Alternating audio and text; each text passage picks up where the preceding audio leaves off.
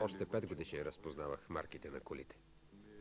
Но миниатюрните им модели започнах да колекционирам, когато престанах да ги чупя. Сигурно съм бил 10 годишен.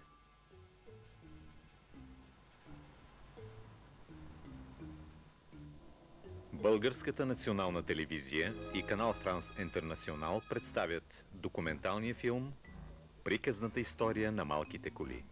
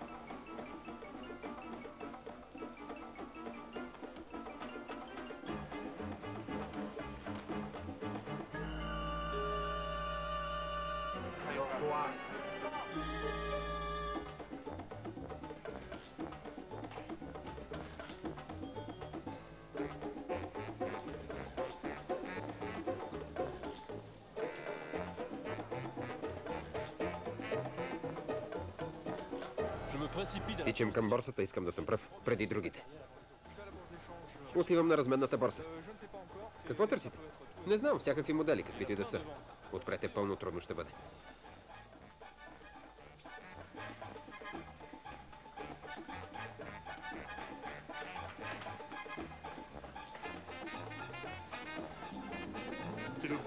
Пълна лудница. И всеки път става все по-лошо.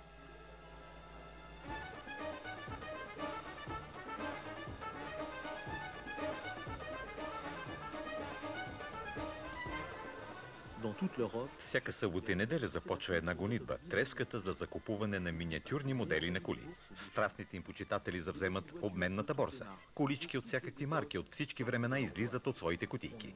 Хората се пазарят. Пари преминават от ръка в ръка, напрежението расте. Откъде това увлечение? Просто мода или социално явление?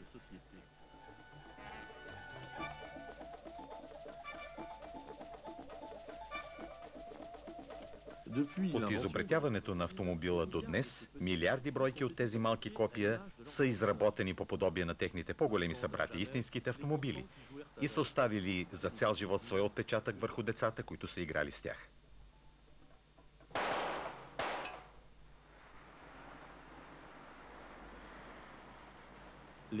Децата растат, но някои от тях запазват непокътната цялата си страст към количките. Всеки месец клубът на миниатюрните коли събира почитатели на старото пристанище. Тази вечер Мишел показва модели, донесени от Америка. Добър вечер, как сте? Не мога да открия моя трактор. Колко е хубаво.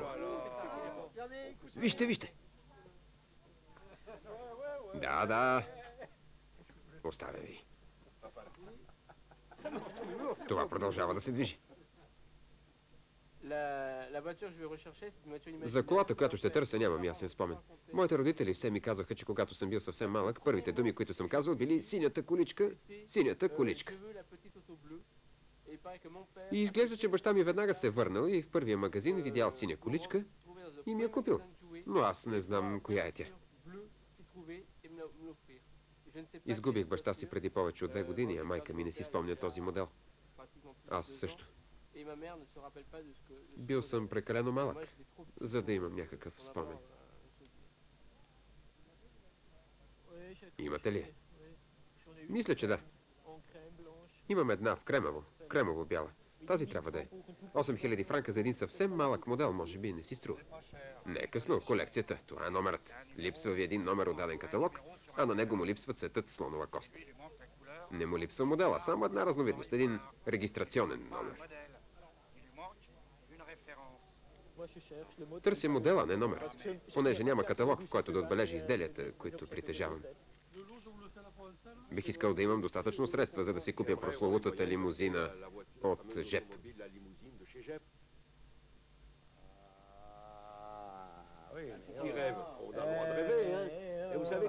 Човек има право да мечта и всеки колекционер има своята мечта. Всяка колекция започва с една мечта. Човек не събира тези колички, не ги трупа, ако не мечтае за тях. Красиви мечти. Бях съвсем малък, когато сънувах, че съм в класната стая, но това беше особена класна стая, защото зад чиновете имаше шкафове закрити с плат, за да не се прашат. Издърпах завесите и видях, че вътре е пълно с колички, стотици колички. И бях толкова щастлив, че се втурнах към тях и се събудих. И тогава изпитах ужасно разочарование. Оказах се в кревата в моята стая и нямаше нито една количка. Това е лудост. Страшно е да си жена на колекционер. Цял ден се занимавате с откачени. Той навива хиляди километри, пътува до Германия, Испания, навсякъде, все заради своите колички.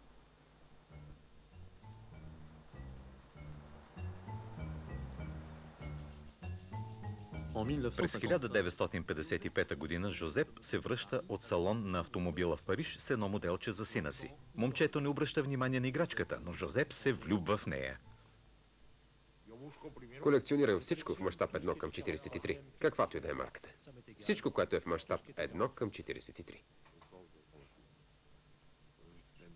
Трябва да имам към 8000 и повече бройки. Обичам реда, обичам количките да са добре наредени. С описанията, за да мога да ги откривам. Това е товарен автомобил, автовлак. Колите може да са на друго място.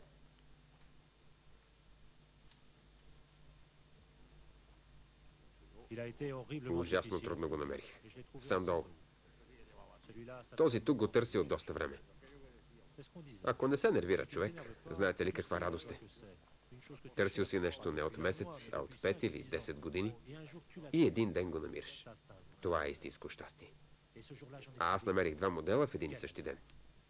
Каква случайност? Никога преди това не ги бях намирал, а в този ден намерих втори модел и то с кутията. Какъв късмет! От хилядите миниатюри, събрани от Жозеп, най-старите Пени Тойс са създадени в началото на 20 век. Това е облеклото на господата от това време. А това колата, която те са виждали на улицата. Естествено, колелата дори не са прави. Но вижте, като се движи е красива. Виждахме ги по улиците, като отивахме на училище. Точно така. Все пак те са по-стари от вас. Говоря за себе си. Тази ли? Да, точно така. Пени Тойс означава играчки по едно пени. Малки литографирани играчки, изрязани от стара ламарина, дължат името си на амбулантните търговци, които искали за тях по едно пени на парче от децата по онова време, началото на 20 век. Като версия за бедни, за тези, които не можели да купуват големите метални играчки за буржуазията, те предшестват модерните миниатюрни модели на коли.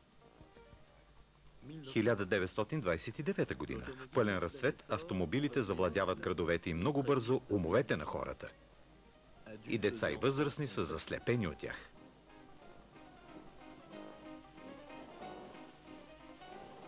Един фабрикант, Фердинанд Дювазей, пръв усеща, че има истински пазар за миниатюрните коли. Той предлага на производителите на свещи Жерговия да направят една рекламна играчка като промоция за автомобилното изложение. Тази първа количка е замак и е изработена от сплав, цинк и олово. Много е здрава, дори и децата не могат да я счупят. Така се ражда марката Солидо и с нея миниатюрните модели в мащаб 1 към 43.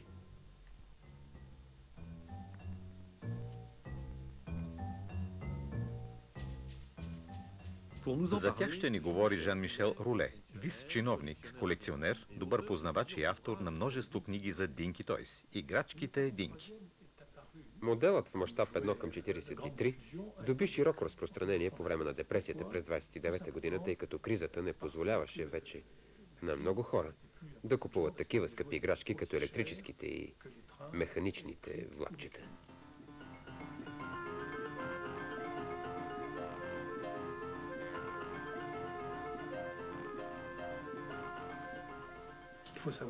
Трябва да се знае, че на времето много хубава играчка Citroen струваше една месечна заплата. Почутата марка Мекано се установява в Ливърпул, Англия. Но заедно с кризата играчките от Ламарина от този каталог стават много скъпи. Все пак производителят не се признава за победен. Франк Хорнби, който притежавал и търговски нюх, и дарбата да създава играчки, след едно пътуване в Съединените щати, където открил метода за инжектиране на метал, си казал, че е дошло времето да произвежда аксесуари за своите железопътни мрежи. Той произвел железничари и пътници и изработил 21 серии аксесуари, докато на него самия или на някой от сътрудниците му не му дошла идеята да прави малки автомобили. Правили ги с големината на влакчетата и понеже те били общо взето в мащаб 1:43, затова и първите коли били с този размер. И за голяма изненада и очудване, хората от Мекано открили, че много скоро от аксесуари, от допълнения, тези колички се превърнали в пълноценни играчки, които хората купували заради самите себе си и започнали да ги колекционират. Уиндзор, близо до Лондон. Майк и Сю Ричардсън винаги са били големи колекционери на миниатюри и са посветили много книги на историята на Динки Тойс. Първите колички бяха произведени с названието Model Miniatures – миниатюрни модели, което не беше много привлекателно. На следващата година решиха, че това име наистина не е много оригинално. Една от младите служителки, протеже на Франк Хорнби, взела в ръка една играчка и казала: не са ли Динки? Изящни, финни. И така ги нарекли Динки Тойс, финните играчки. Първата серия номер 22 възпроизвеждала 6 модела. Независимо дали са изработени в Ливерпул или Бобини край Париж, където Мекано отворил през 1933 година втори завод, тези миниатюри имали огромен успех. Динки Тойс станали марка образец, еталон.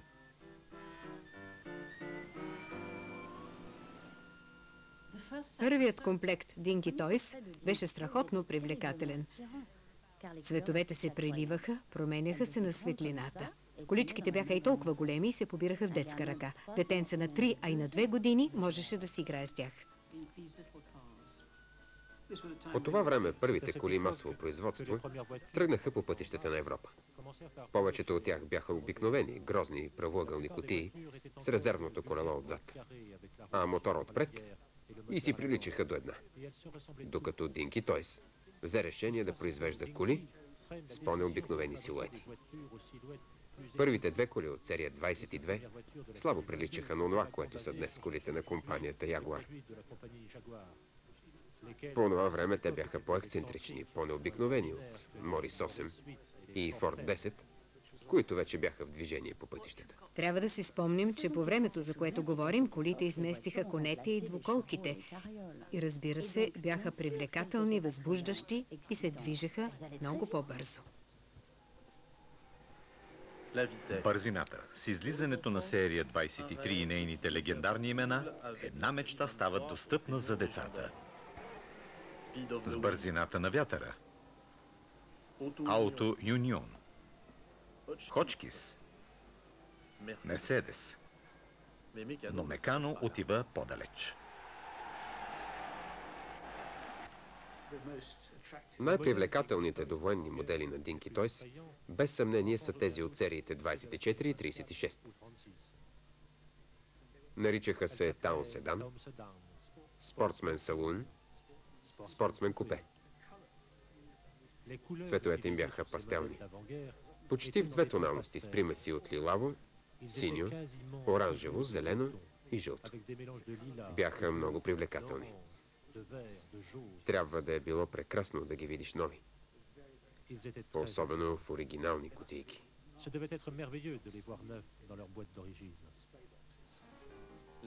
Качеството на производството е забележително. Благодарение на това колите вече не се очукват. Появяват се първите допълнителни обработки. До войната принадлежностите на всички модели са от сребро. Сплавите от хром не са открити. Става дума за истинско сребро, ценен метал. Затова и днес, ако видите почерняла решетка на радиатор от Ролс-Ройс, то не е защото слоят хром е изтрит, а защото среброто се окислило и ако го изтъркате, то ще заблести.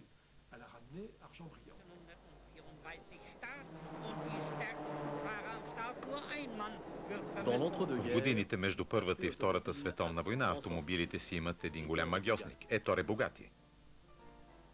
Неговите коли са легенда.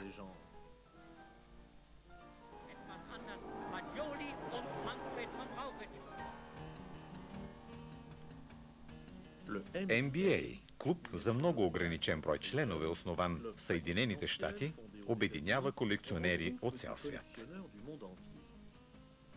Един французин на име Тиери е дошъл да смени няколко редки екземпляра.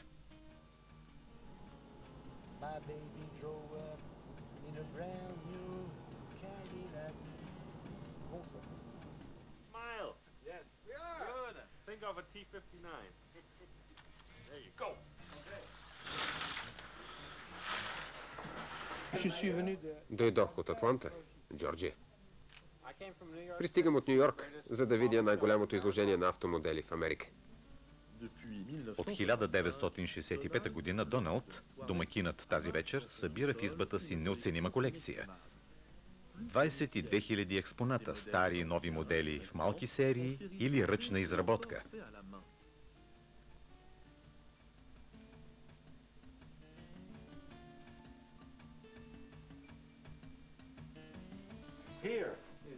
Това е вашата кола.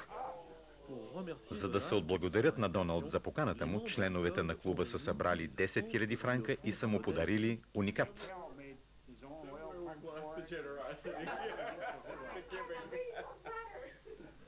Човекът изработил макета е руснак. Сглобил е 250 части и показва как да отворят капака на мотора, който е особено крехък.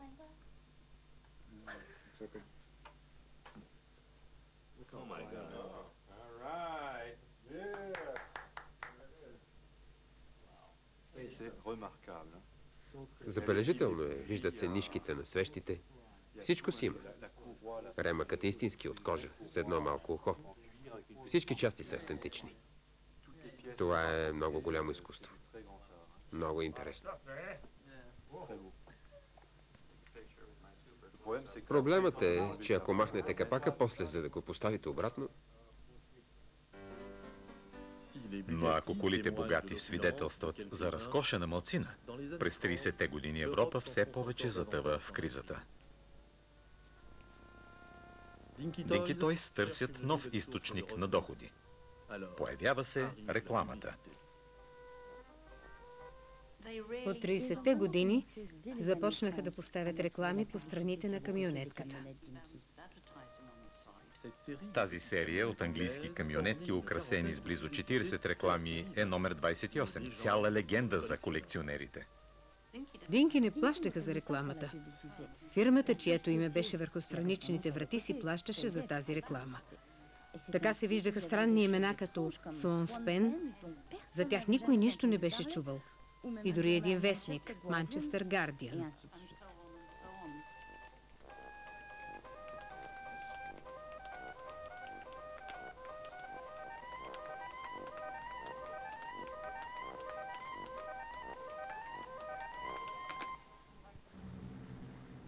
През 1940 година нацистите окупират Европа и бомбардират Лондон.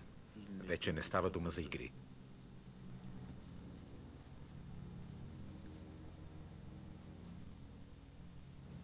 За да подпомогнат военните усилия, фабриките за играчки като Мекано произвеждат боеприпаси. Производството на миниатюри е преустановено. За няколко години в цяла Европа загиват под бомбите стотици хиляди деца. В Германия Берлин е сравнен с земята от бомбения килим. Градът е неузнаваем.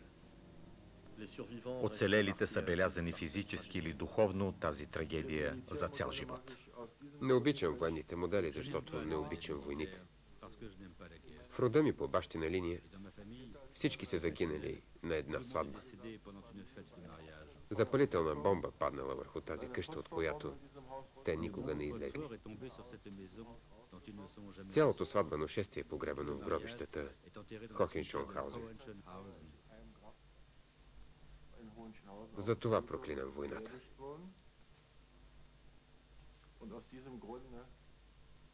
Аз съм против войните.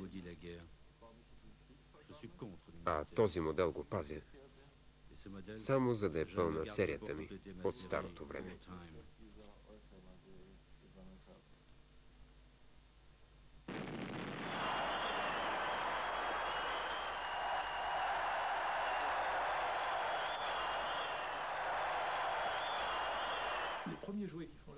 Първите колички, появили се отново на пазара, са малки и са направени от гипс и брашно.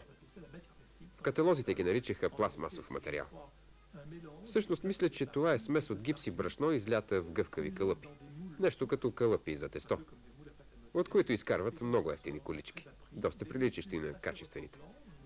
Но все пак наивни и забавни подражания. Когато капка по капка металът отново става достъпен, се появяват метални играчки. И първата истинска новост на Dinky Toys след войната е джипът. Това е колата на американските войници, на освободителите.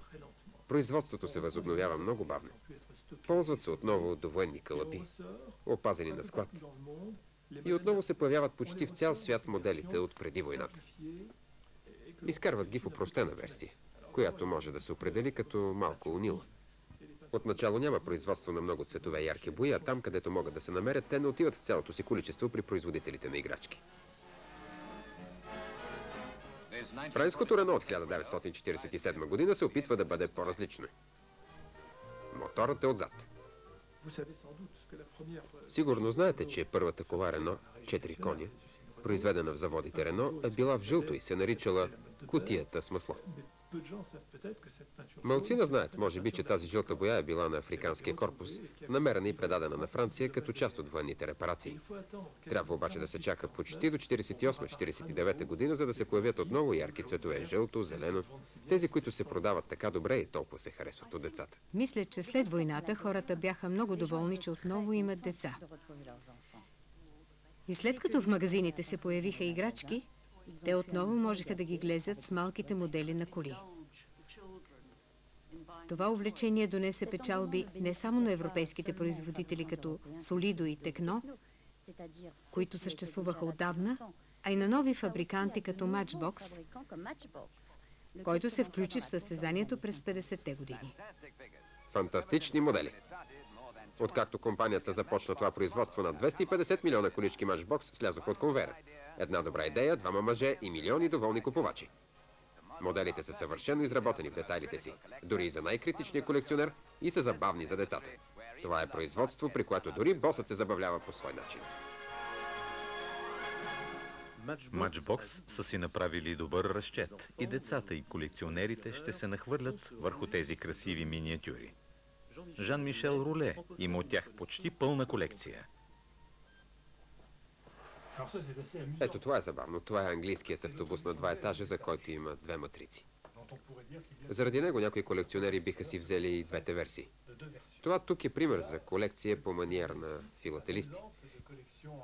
Тоест, опитал съм се да купя всички версии във всички възможни разцветки.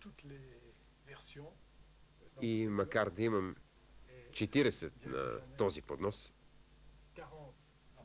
и още над 30 на този, струва ми се, че притежавам едва половината от всички варианти.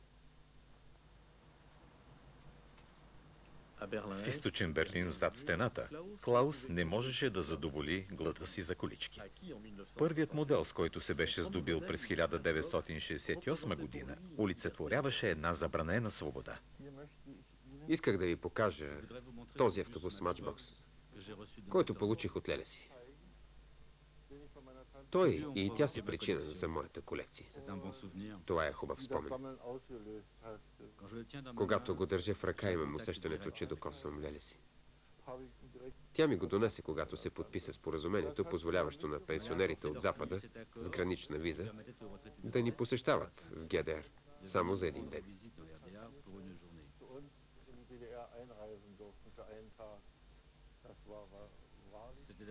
Отначало беше много трудно. Можехме да купуваме тези модели само с западна валута в така наречените интершопс, а в същото време нямахме право да притежаваме западна валута. Да се купи модел в ГДР беше истинска битка.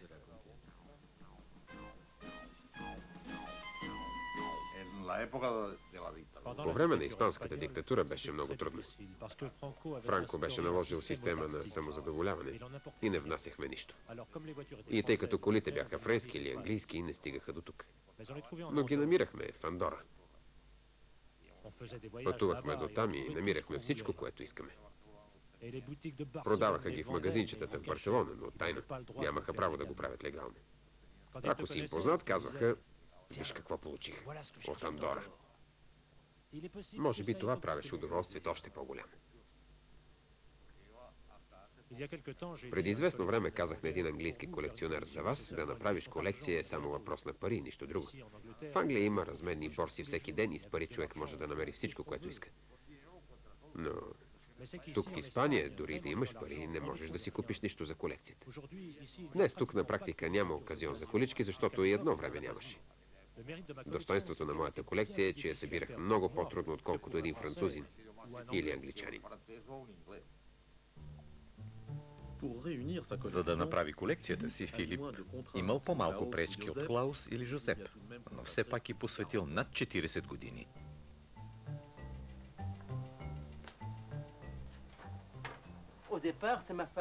Отначало жена ми купи първата количка. Още тогава исках да колекционирам, но преди 50 години хората се присмиваха на тези неща. Моята първа кола е от 1938 година.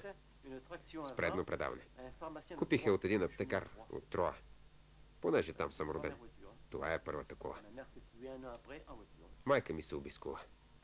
Една година по-късно.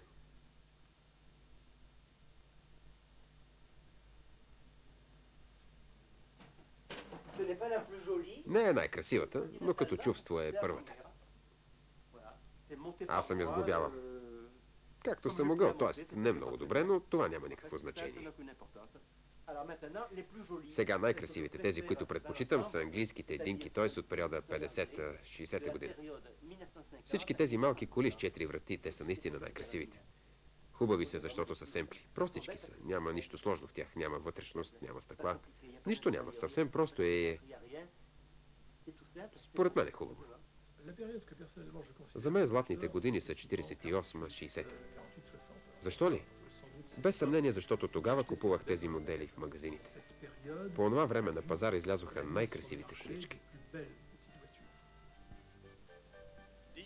Dinky Toys, произведено от Мекано. Ръката на майстора е вашата гаранция. Бяха хубави, бяха с високо качество, приличаха на истинските коли. Имаха излъчване, характер. На времето моделите не се създаваха с компютър. И затова не можеше и дума да става да сбъркаш на улицата Peugeot 403 с Citroën DS или с Renault 4 кони.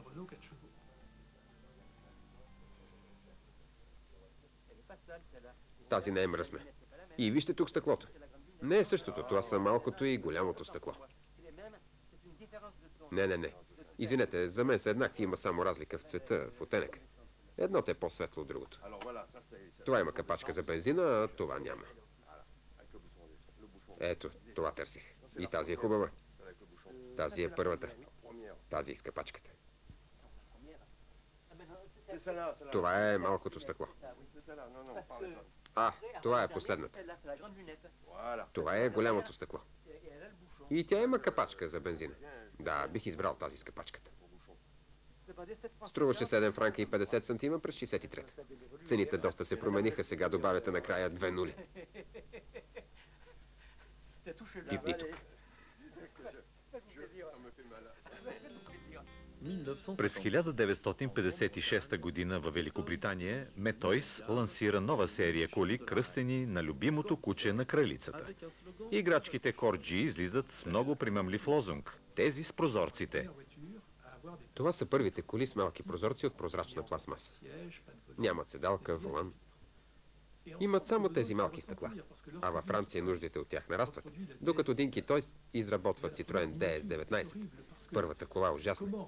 Как можеш да направиш бордно табло и табличка под задното стъкло, след като нямаш самите стъкла? Така много бързо тази DS ще стане първата количка на Dinky Toys с пластмасови стъкла.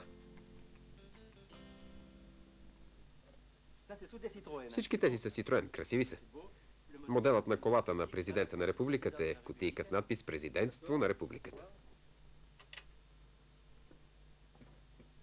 ще извадя, за да я видите. Това беше обичайният модел по магазините. А този беше запазен за гостите на президента. Олеле. Няма нищо, няма нищо. Не. Не се счупи. Слава Богу. По същото време на някои хора им хрумва да използват пластмаса като основна съставка при миниатюрите. Такъв е случаят във Франция с братята Верон, които създават марката Нореф, анаграма на тяхното фамилно име. Те се умяват да произведат красиви коли, много елегантни, чиято стойност е много по-ниска от тази на Dinky Toys.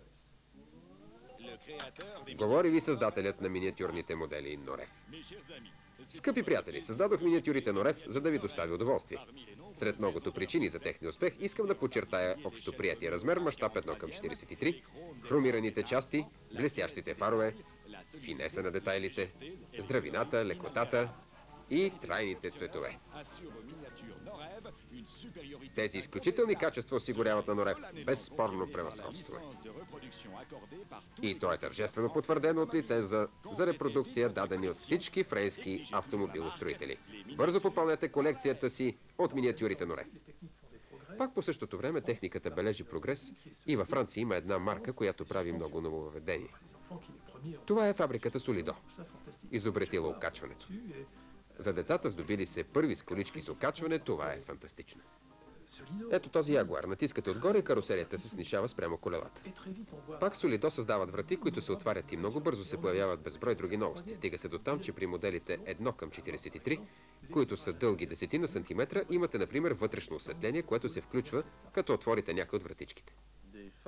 Любителите на състезателни коли отиват още по-далеч в страстта си към детайла, благодарение на центробежния метод.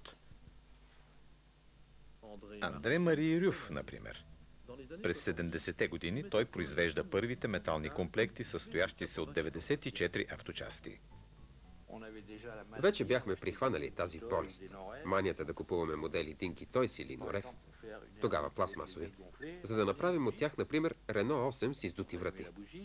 Взимахме една свещ, запалвахме я, държахме колата над нея, за да умекнат страничните и повърхности, и после с пръсти ги изтегляхме навън, за да се издуят. Изпилвахме ги и бяха готови. Тогава си казах, че вече ще си правя коли, каквито аз харесвам. Когато започнах, споделих това със семейството си, но те ме взеха за глупак. Да напуснеш заводите Рено, за да правиш малки колички.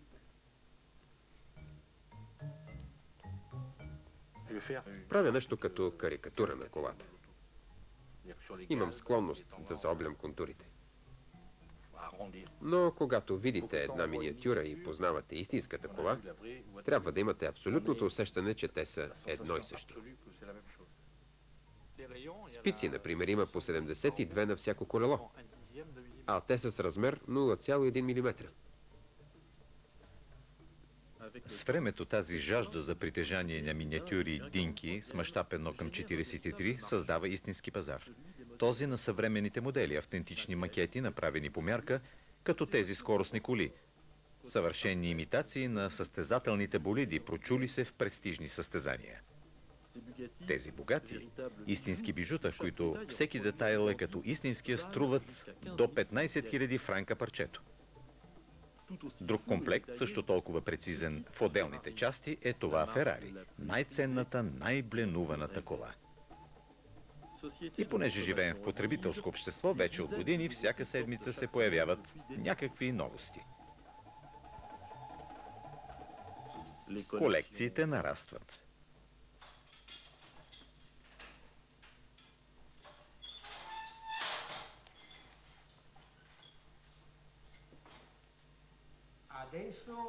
Днес на практика имам почти всичко в моята колекция. Имам набор от близо 15 000 модела. Около 12 000 са от преди 70-те години.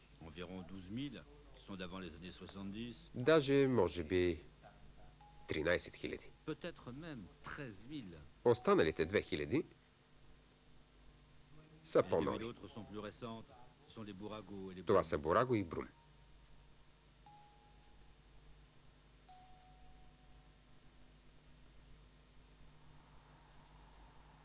За да реши проблема с пространството, Ролф, учител по математика, се ограничил с една тема Citroën Dушво, от които притежава и 5 модела с естествена големина.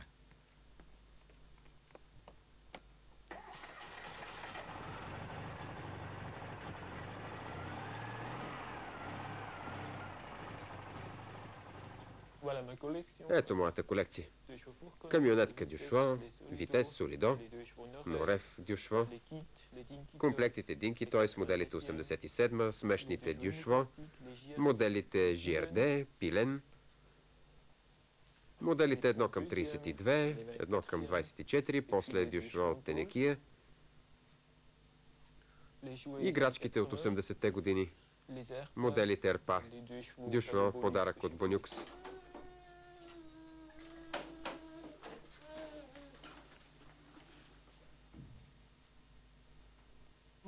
Нашата първа кола Дюшво беше жълта. Любовта ни започна с тази кола. Това е Дюшво, колата, която Норев направиха специално за нашата сватба. На нея са изписани имената ни, датата на сватбата. Ролф има една амбиция да притежава всички възможни варианти. Върху тази, която купих днес, лепенките са по-свежи. Така че ще запазя нея, а ще продам или ще разменя по-старата.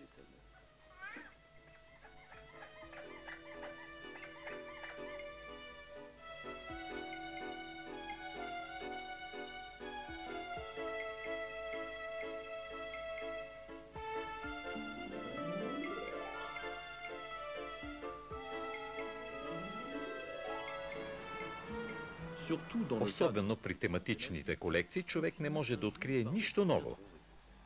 Това е проблемът на Джани, фантастичен поклонник на костенурките Volkswagen. Добър ден! Вижте, бих искал да получа информация. Искам да знам дали сред моделите, които предлагате, има Volkswagen костенурка. Да, разбирам. Ако имате нещо такова, бих дошъл да го видя. Обиколих навсякъде по магазините. Това са над 1600 модела. Тъй, че ми се струва трудно. Нямате ли демодирани? Стари модели? Аз имам вече много от тях. Трудно е. Видях някои неща на витрината, но тях вече ги имам. Излезли са някои. Ето тази тук е нов модел. Видях и тези, но тях ги имам. Имам и една с вода в нея. Полистил. Да, с вода. Но вижте, аз съм повече от 40 години в този бизнес с играчките. А в мащаб 1 към 43? Не, ето толкова големи. Но този модел е 1 към 18 и се движи. В този се сипва вода. Вече близо 20 години събирам тези модели. И ми е все по-трудно да намеря нещо ново, понеже имам толкова много.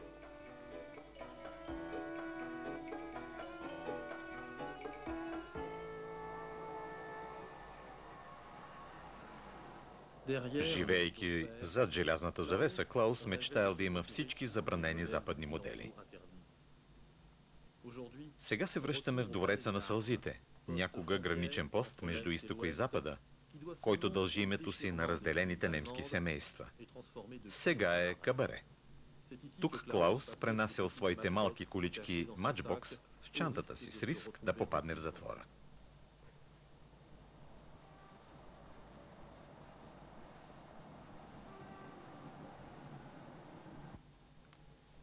Моделите идват от един магазин в Западен Берлин, чийто собственик будик ми стана приятел. Добро утро, вие се върнахте. Ние, източните германци, обичаме да вършим работа рано. На Запад отваряме винаги късно. Може би си спомняте, от фирмата Пандора е. Чаках цели 16 години, за да се здобия с истинския модел, с действителните размери. А за този тук чаках 19 години. Дълго време. Нещо спестихте ли? Не успях. Все още имам ГДР марки. Ще ги вземете ли? Нали знаете къде може да си ги сложите вашите ГДР марки? Значи трябва да платя в съвременна валута. Съвременна валута, млади човече. Все този проблем между изтока и запада. Мислех, че сме го надживели. Ето най-хубавото, понеже не си носите вашата платнена турбичка, дава ви истинско пластмасово пликче с реклама. Да. До 1968 година американските миниатюри са непознати в Европа. Към 68 настъпва голяма пауза, понеже в Съединените щати въвеждат иглената ос, която вместо до тогавашните 2,5 до 1,5 мм има диаметър няколко стотни от милиметра. Триенето е значително по-слабо и затова моделите се движат много по-бързо. Изобретателят на това дяволско нещо е Мател, днешният индустриален гигант. И той нарича колите си Hot Wheels. В превод горещи огнени колела. Горещи колела с ярки цветове, дръзки и блестящи. Номер 75. Златни, състезателни, с звезди на бял фон. Някои имат петици, други са на черти. Някои имат пламъци, но всяка една е различна. Някои са високи, други ниски. Но ако поискаш, те наистина вървят. Новите горещи колела с ярки цветове. За Matchbox ударът е изключително тежък. Продажбите им в щатите спадат с 90 на 100.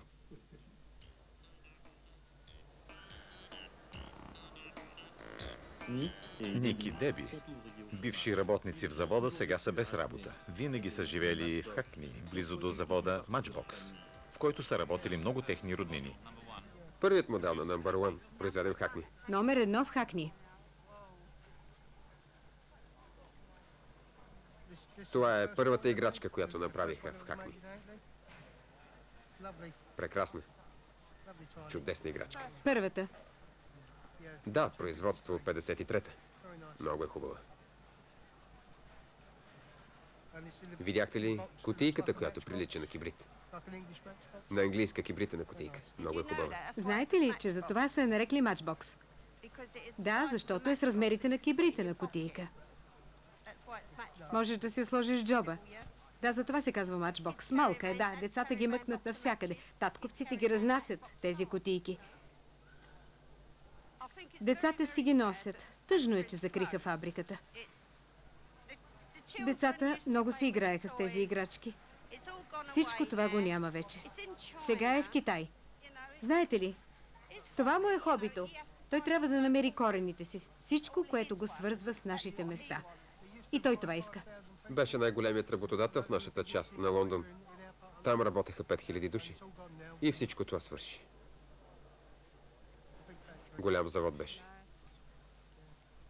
Тъжно е. Много тъжно. Много тъжно. Днес тези миниатюри се правят само в Китай. Никога до сега не са били правени по-добре. Аз обичам да казвам, че като видиш една от тези китайски колички с радио, телевизор и всички възможни части, казваш си, че разбираш израза търпелив като китаец.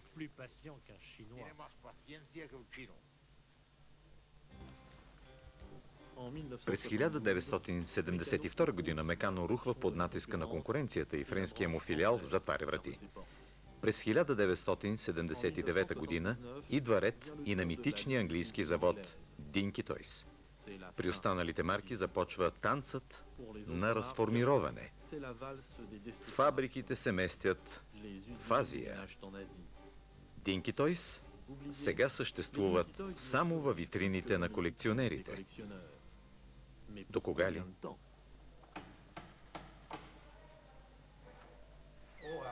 Здравей!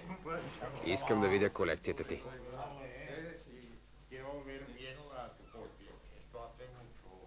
Впечатляваща е. Поразителна е. Искам да те питам, кой е най-големият ти проблем? Пръхта. Проблемът е, че когато го чистиш, нещата се чупят.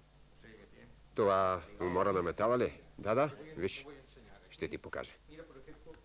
Виж, например, това. Виждаш ли? Вече се е счупило едно колело. Разбираш ли за какво говоря? Металът е уморен и се чупи. Уморен метал. Виж всички тези. Те са от преди войната. Да. Тези коли са на 60 и повече години. Не, на 70. Вече са на 70. Всичко се чупи. Не можеш да ги докоснеш. Но тези са от 40-те и 50-те. И са по-здрави. Да. Те са по-здрави, но тези тук са най-зле. Истинска некроза, дължаща се на сплав от лошо качество, е една болест, наречена умора на метала, превръща моделите в прах. Същинска драма за колекционерите, които харчат астрономически суми в продажбените зали. 300, господине, 300, 50, 1100, 50, 1200, 1300, 1300 отляво, 1350. Продадено. Продадено за 1350. Продадена. Запазил съм статията, в която пишат, че е продадена. Лудост. 63 000 франка. Направо не ми го побира ума. Продадено за 400, купувач номер 1. Спомням си как веднъж занесох в Париж 2 бройки от една испанска кола Форд Мустанг на испанската полиция. Беше фалшива, очевидно. Полицията никога не е имала Форд Мустанг. Та отивам аз в Париж и казвам на един продавач: ето, имам тези коли и предпочитам да ги заменя. А той ми казва: това ме интересува. Казвам: не. Плащам ти толкова и толкова. Аз: не. Не искам пари, имам нужда само от части. Но той нямаше тези части. Тръгнах си. Той също имаше щанд на борсата. Идва директорът на Пежо и ми казва: колекционирам полицейски коли и таксита. Това ме интересува. Тогава онзи търговец се върна и казва: не, аз се видях пръв. И ми плати. Това беше преди 10 години, близо 35 000 песети за нещо, което струваше 1000.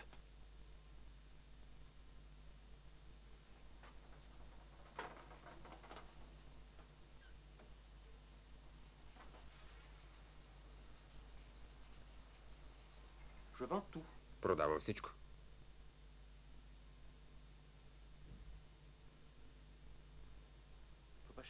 Не се опитвайте да ме разберете. Започнах да се разделям с колите си от 10 години. Тук виждате близо 2500, а по-рано имах 15 000. Нищо не изпитвам, дори не страдам. Нищо не чувствам. Казвах си, че все пак трябва да запазя колите Динки, но сега, когато виждам какво става, и те вече не ме интересуват. Какво става? Как вървят нещата? Това е само въпрос на пари. Просто пари. Не казват колко е красив този модел, а само колко струва. Дори аз придобих лош рефлекс.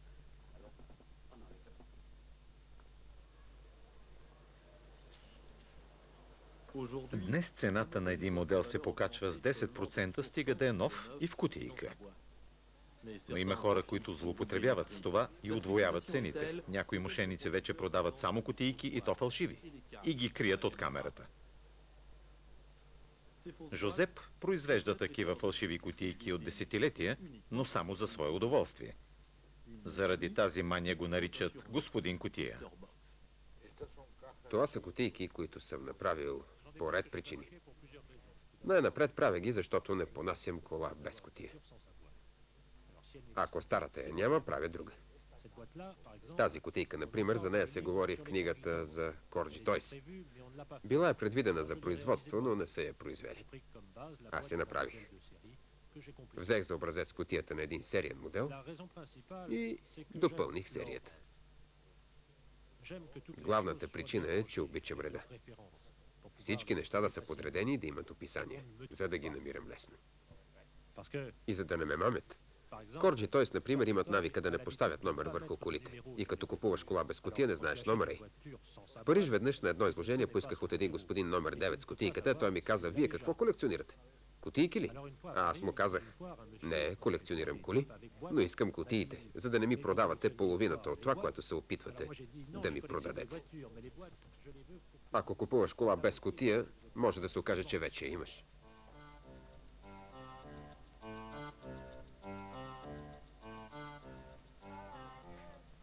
До скоро. Довиждане, Емил.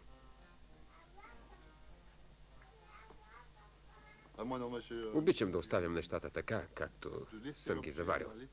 Затова оставям мърсотията по ъглите. Има една точна мярка, едно равновесие. Но смятам, че една играчка, която е на 60 години, стояла е по таваните, трябва да се уважава. Това е част от материала на дадена вещ.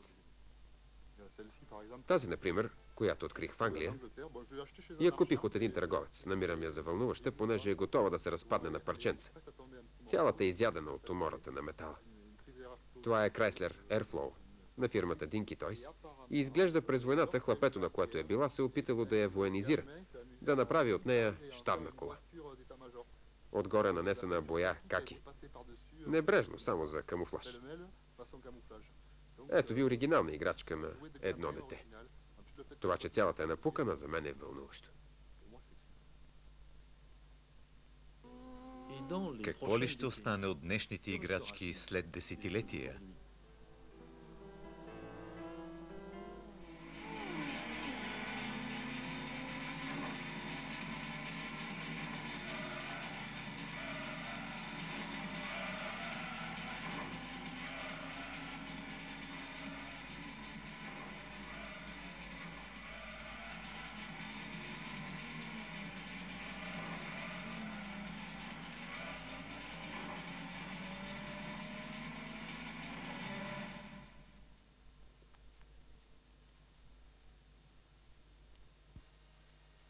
Гледахте френския документален филм "Приказната история на малките коли".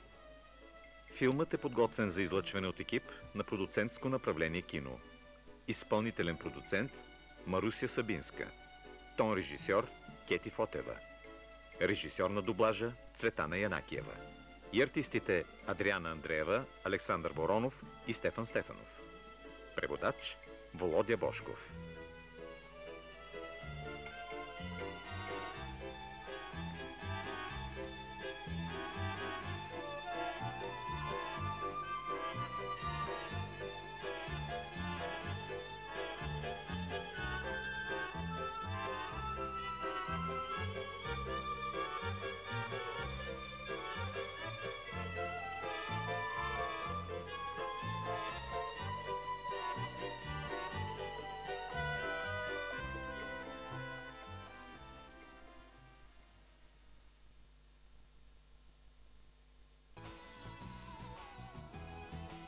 Много месма